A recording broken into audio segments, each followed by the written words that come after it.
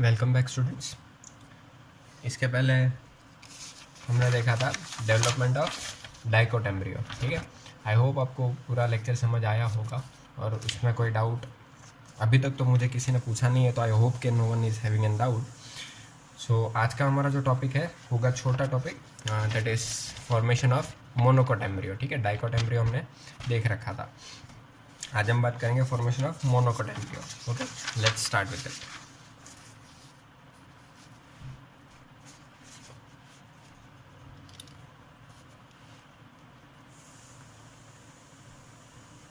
Formation of monocot embryo, right? चलो, इसमें भी micropyle chalazal ends are also important, so we'll be denoting that 2n zygote.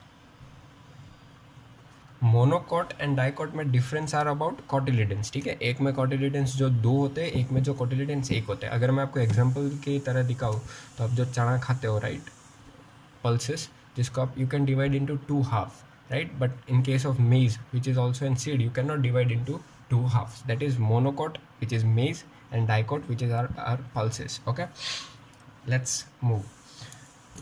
Ends are still the same, that is micropyle end and chalazal end. ठीक है, it will further divide, and now you know the division will be mitotic division. Which mitotic? Because the further divided cells will be having 2L sets of chromosomes will be same mitotic divisions. Okay, the difference first step में ही हमें difference देखने को मिल जाएगा between monocot and dicot. That is in monocot हमने देखा था, sorry dicot में हमने देखा था कि 2 सेल्स डिवाइड हो रहे थे. ठीक है, एक सेल 2 में डिवाइड हो रहा था, that was terminal cell and basal cell. But इसके केस में क्या होगा, 3 सेल. अब तीनों को मैं अलग कलर से दिखाऊंगा ताकि आगे जाके कन्फ्यूजन ना हो. ठीक है, जैसे कि फर्स्ट सेल, सबसे ऊपर वाला सेल, ठीक है, फिर that is second cell and our third cell. The cells towards the micropyle end is known as basal cell. Basal cell.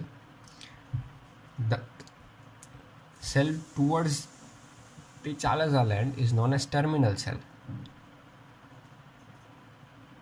And the cell in the middle itself known as the middle cell. Middle cell. Okay? चलो, अब ये वाली जगह I can use it to show the further step, but I will use the space for something else. I am showing it here what happens in next. Like इसके बाद क्या होगा, basal cell does not divide. अब पहले इस division की बात कर लेते हैं. यहाँ पे क्या होता है कि पहले एक डिवीजन होता है, cell divides into 2, then out of this 2 1 will divide 1 more time and will get the 3 cell. Okay, तो यहाँ पे कन्फ्यूजन मत होना. जबकि डाइकॉट में हमने देखा था सिर्फ 2 सेल यही वाला था जो आगे फर्दर डिवाइड करा था. So in this one of the cell once again divides and will be able to see 3 cells. Okay, so now what is the next step. What basal cell divide नहीं करेगा आगे, it will remain but it will form a huge cell, मतलब उसकी थोड़ी size बढ़ जाएगी. ठीक है, because of the absorptions of the nutritions. फिर होगा एक बीच वाला cell which will be dividing in a bunch of mass. ठीक है, and above cell which is terminal cell will also divides.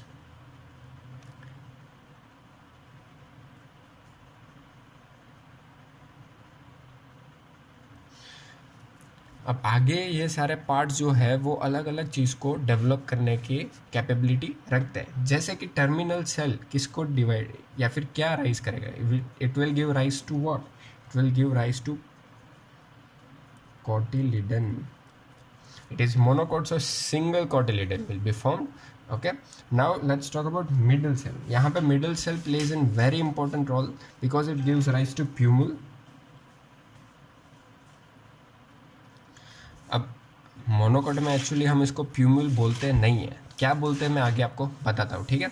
अभी इन इन प्लेस ऑफ प्यूम्यूल हम कुछ और यूज़ करेंगे, बट हो क्या रहा है वो प्यूम्यूल।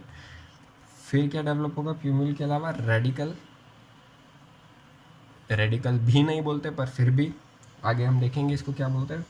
Epicotyl, hypocotyl and suspensor.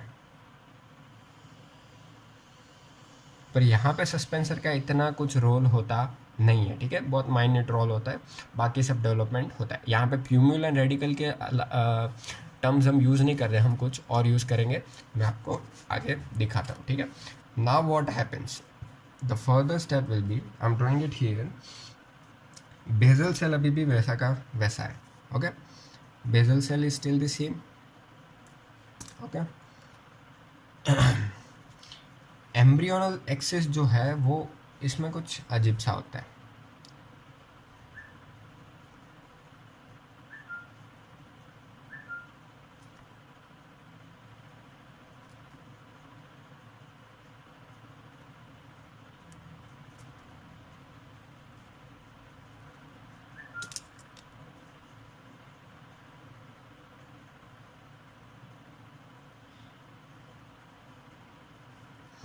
Okay, this is basal cell, this is suspensor, this is also actually blue in color. I should have drawn this with the blue color because it is developing from the middle cell itself. Okay, so ये थोड़ा ध्यान रखना, ये blue colour से बनाना है आपको।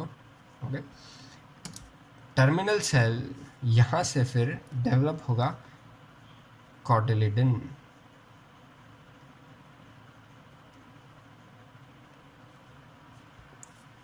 ठीक है।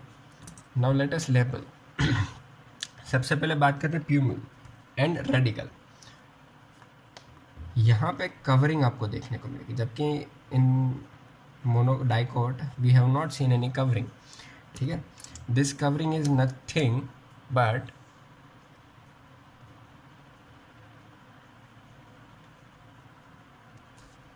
तो ये जो कवरिंग है उसी के वजह से हम इसको रेडिकल नहीं बोलते, इसको हम बोलते हैं कोलियोराइजा।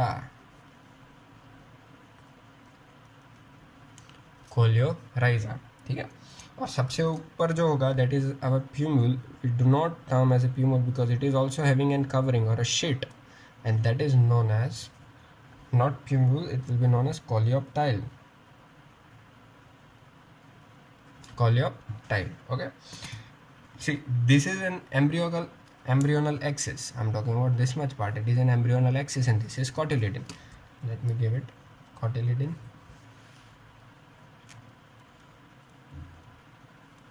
और कॉटिलिडन को यहाँ पे एकदम पतला सा शीट होता है, ठीक है, and specially in grass papery thin cotyledon को हम स्पेशल एक टर्म भी देते हैं that is known as स्क्यूटम,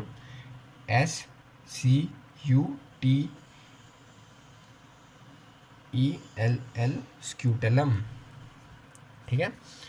scutellum बोलते हैं उसको जो पतला और पेपरी टाइप कॉटिलिडन होता है। Now let us comes to the other. यहाँ पे आपने देखा होगा तो cotyledon is attached to the embryonal axis is known as cotyledonary node, right, same as dicot.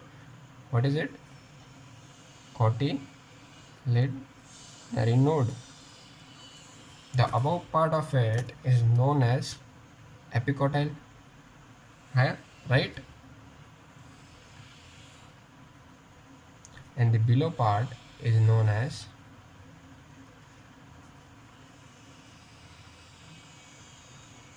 hypocotyle, right?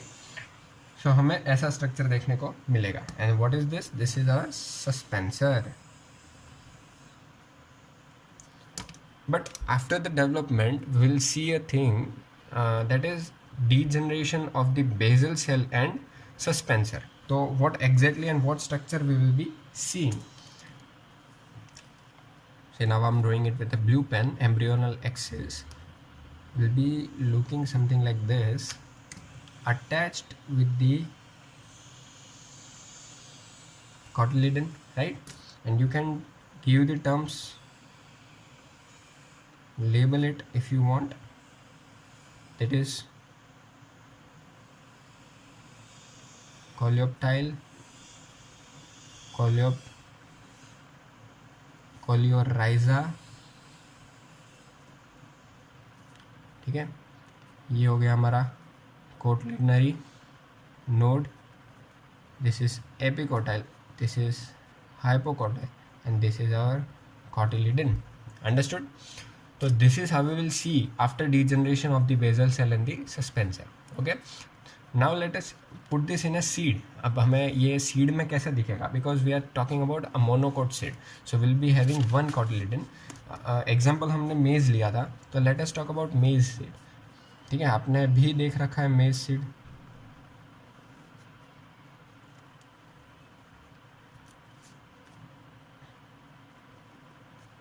Okay, it is divided into two compartment, a bigger and a smaller one.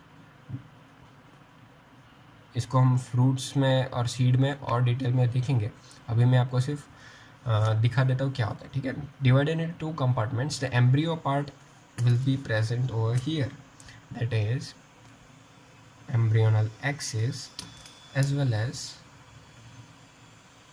Cotyledon. अब इसको develop होने के लिए चाहिए nutrition मिलता है हमें cotyledon से, बट यहाँ पे कोटिलिडन खुद बहुत ही पतला है, it can not provide any kind of nutrition to the developing embryo. ठीक है, अभी तो ये क्या करेगा, तो इसके जगह पे यहाँ पे प्रेजेंट होता है endosperm, here comes the endosperm.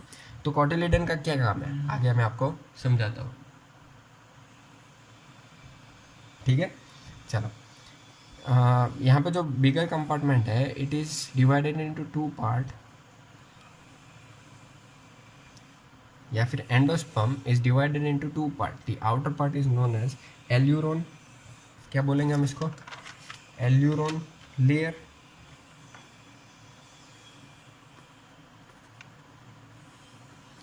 यहाँ पे बीच वाला जो कंपार्टमेंट है, which is filled up of A mass of starchy layer, starch से या फिर starchy endosperm, this both is forming an endosperm, right? ये क्या बना रहा है, endosperm. This is our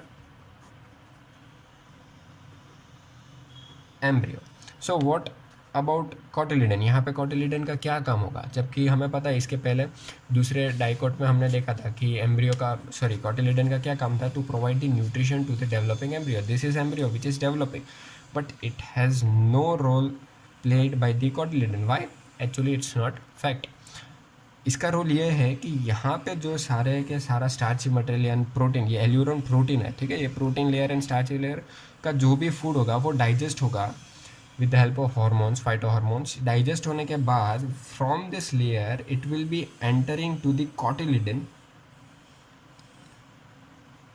and from this cotyledon the material will be passed off to the embryo। तो यहाँ पे फूड डायरेक्ट रोल नहीं कह सकते, बट इनडायरेक्ट कोटिलिडन का रोल बहुत ही इंपॉर्टेंट है to provide the nutritions to the developing embryo. ठीक है, तो ये थोड़ा ध्यान रखना।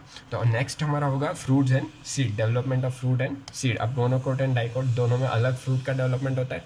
तो यहाँ तक अगर आपको कोई भी डाउट हो तो you can put it down in the below comments और you can message. Thank you.